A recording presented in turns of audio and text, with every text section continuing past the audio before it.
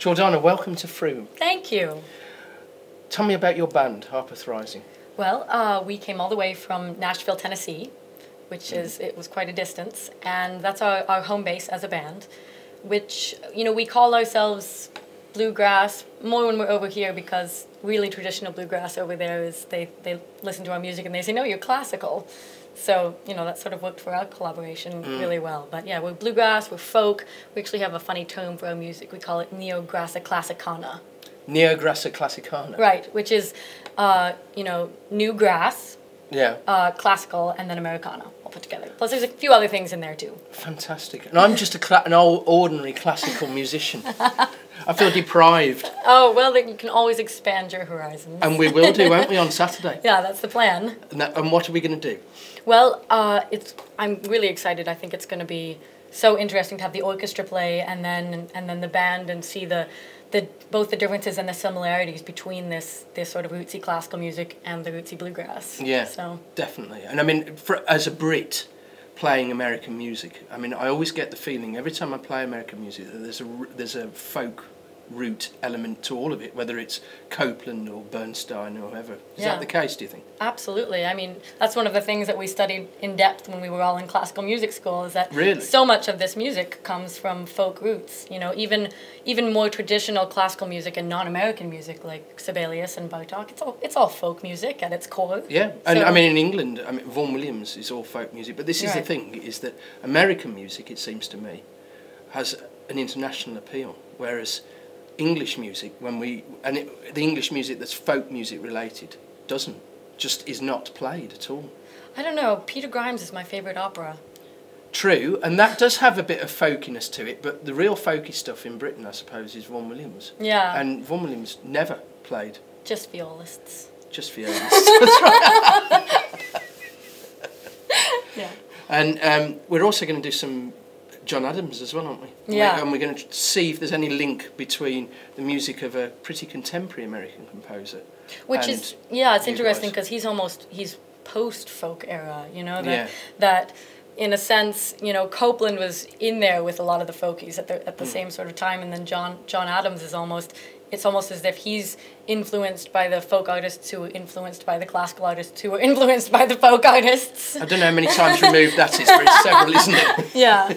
And what strikes me about... I always think of Copeland as an incredibly brave composer, because he was around during the McCarthy period in America, where you had to say what you had to say, and he didn't say what you had to say. He said completely the reverse, and put at the centre of his music the ordinary people as well.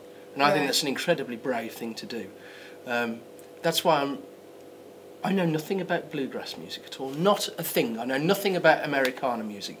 All I know is the sort of music that I've heard through American classical composers. And I suppose the reason why I thought of this collaboration is for my own personal benefit, because I wanted to see where all this stuff comes from. Well, that's do you think great. I will? I do. I think that you'll have a pretty clear picture of it, actually. Great. And what sort of songs are you going to play? Are they all your songs, the songs that you've invented, or are you going to do some bluegrass covers, or what are you going to do? For this concert, we're going to play our own original music, but that is very deeply influenced by traditional bluegrass, because as a band, we started by playing traditional bluegrass and then moved into the songwriting, and so our influences are really sort of varied, but you can absolutely hear where they come from, which is sort of Bill Monroe, American bluegrass. Bill Monroe is the father of bluegrass in America. So yeah. And is bluegrass a generic term for all American folk music, or is it from a specific area in America, or what is it? Bluegrass was born in Kentucky, but it's big in North Carolina, in Tennessee, in which Kentucky. is the start of the Appalachian Mountains, isn't it? Yeah. And then sort of as you move throughout the country, they sort of have different names for music that somebody who's not really familiar with it might name it all bluegrass, but some of it's old time, some of it's new grass, some of it's bluegrass. So it's sort of one of those things where when you get into it, there's a million different... So can you tell from your ears, when you hear the hoedowns that Copeland has written into his music, can you hear where that music originally came from? Yes, I mean, I couldn't say specifically oh well, he heard this and it was influenced by this tune. There's definitely people out there who could do that, who are so familiar with all the old tunes. But absolutely, I mean, you hear it and there's no question that it came sort of from the same bluegrass tradition that we did, the Kentucky Bill Monroe sort of thing. And is it a really big scene in America? Yeah, it's getting bigger all the time too. It's gone from being just bluegrass to this Americana, which is a good term that encompasses all this sort of music. It's becoming more and more popular, which is wonderful. And it's interesting that classical audiences, I think, are getting, and classical organisations like orchestras and choirs and that sort of thing are getting much more rootsy. Yeah, for sure.